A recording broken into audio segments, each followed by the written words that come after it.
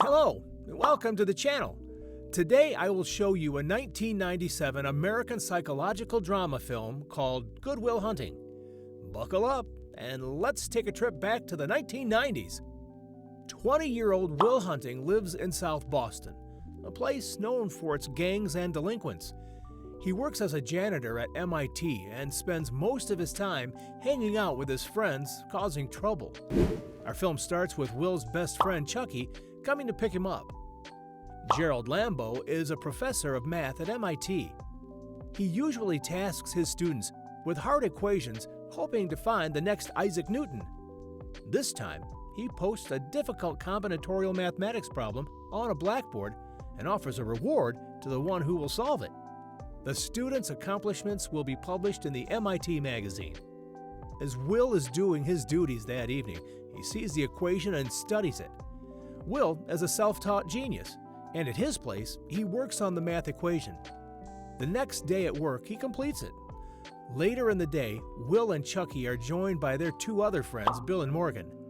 The four are at a field, and Will sees his childhood bully. On the drive back, Will notices his bully misbehaving and shoving another kid. Enraged, he gets out of the car and picks a fight with the bully and his friends. His homies join him and the cops pull over to separate the fight. Will gets arrested for accidentally hitting a cop. Gerald is at a reunion in MIT interacting with a few schoolmates. His students approach him, giddy in excitement, wanting to know who solved the equation. Gerald hurries to the board and confirms that indeed his puzzle had been solved. He calls all of his students to class so that the genius can reveal himself. To everyone's surprise, the genius does not appear. The genius is occupied with other things, like getting out of police custody.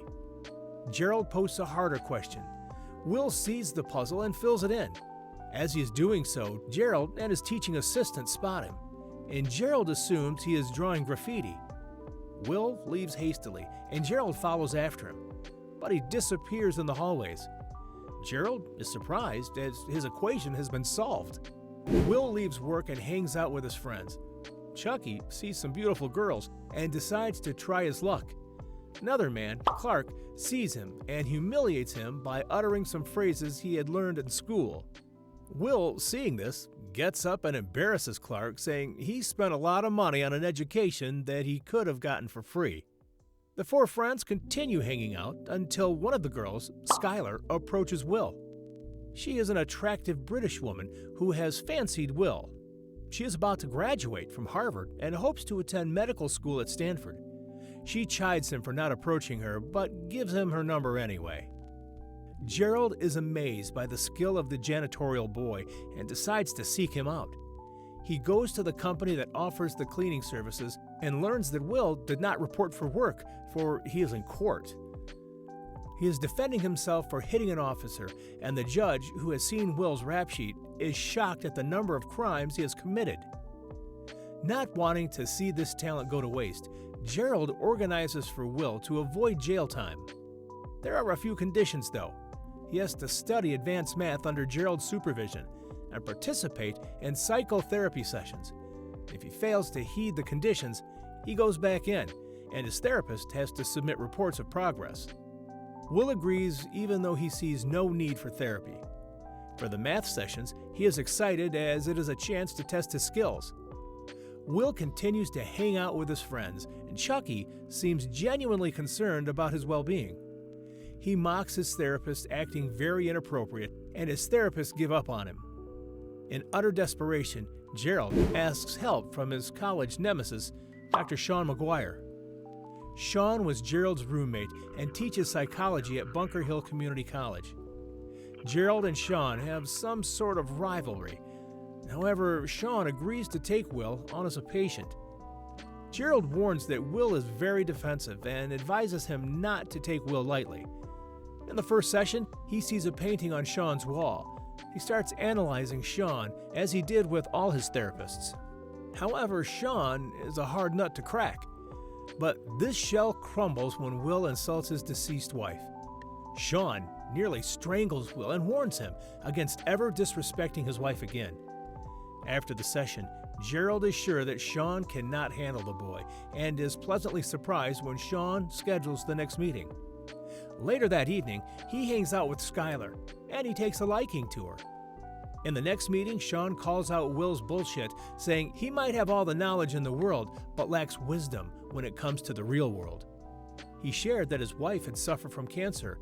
As a result, Sean gave up his career so he could care for her. He tells him that building walls to isolate himself does not make his suffering less, but he should open up so he can finally discover who he is. For the first time, Will has no comeback. The next day, Chucky comes to pick Will up.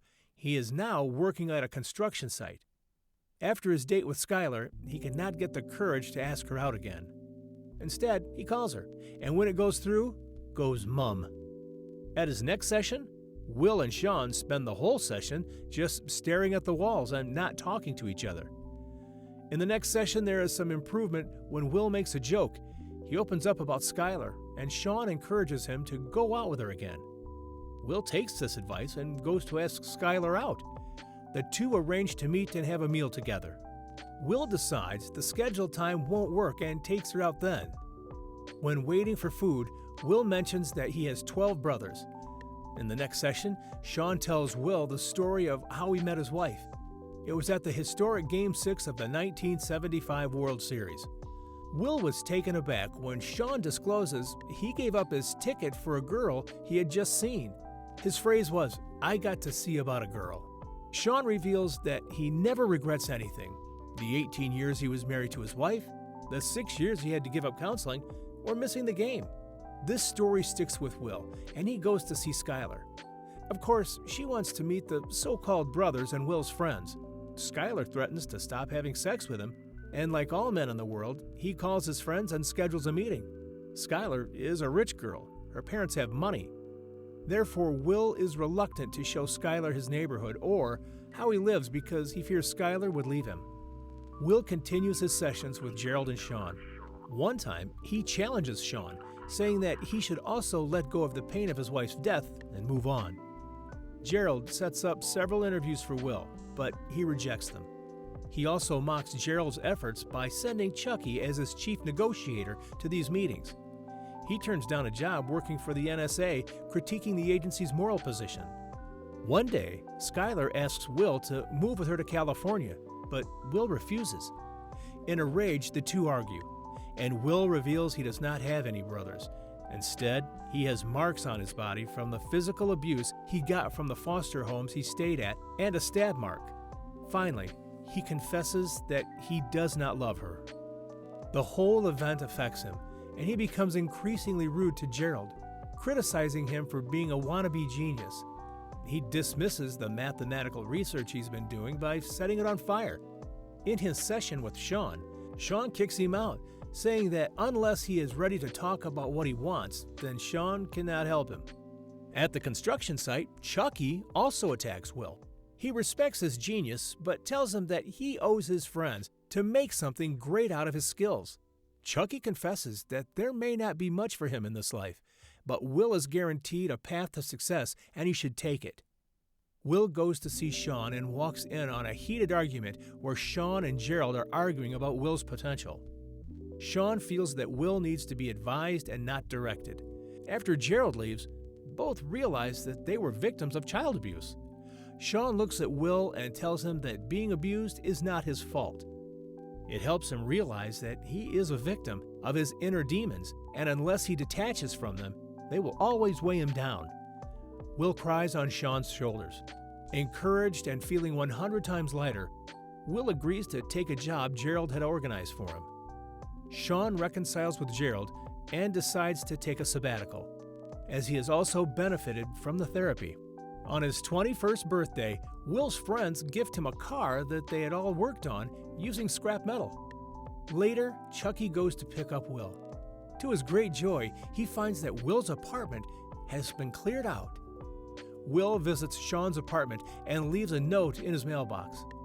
Sean opens the letter and tells him to inform Gerald he had passed on the job. Instead, he is on his way to California to see about a girl.